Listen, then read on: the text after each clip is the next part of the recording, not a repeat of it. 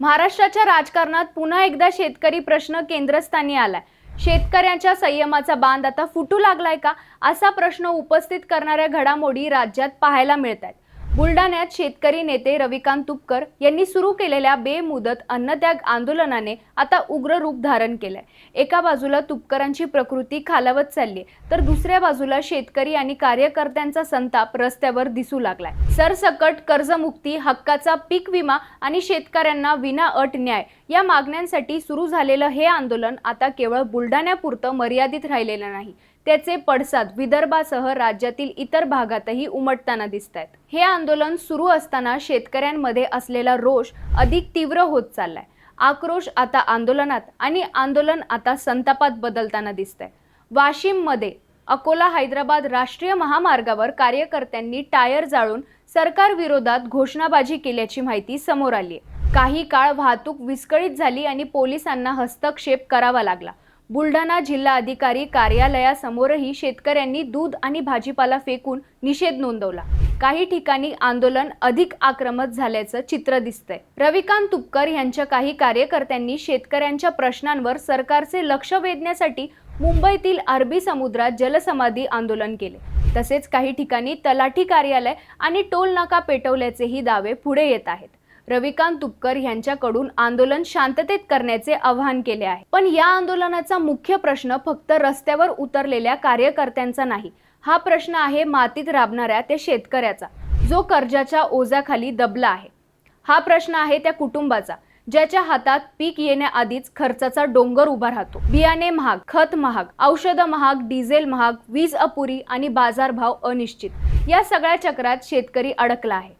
सरकार मदतीच्या घोषणा करतं, पण त्यासाठी काही जाचक अटींचा इतका भडीमार असतो की अनेक पात्र शेतकरी शेवटी योजनेपासून बाहेर राहतात, असा आरोप तुपकर आणि त्यांच्या समर्थकांकडून केला जातोय।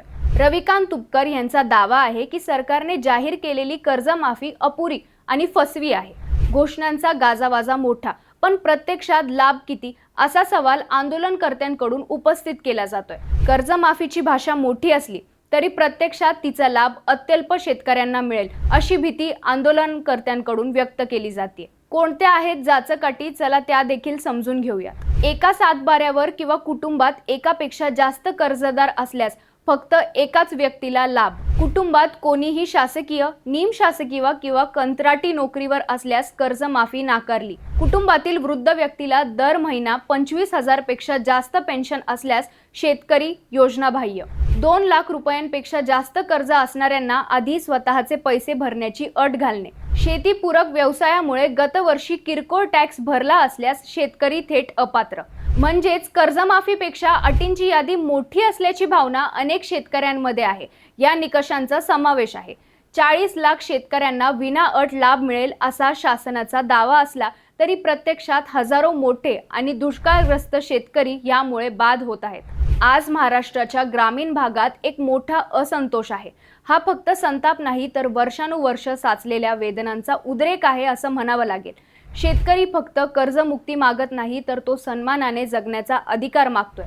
वर्षभर मेहनत करूनही जर पिकाला भाव मिळत नसेल, तर विम्याचे पैसे वेळेवर मिळत नसतील, नैसर्गिक आपत्तीमध्ये नुकसान भरपाई अडकत असेल, तर शेतकरी रस्त्यावर उतरणारच।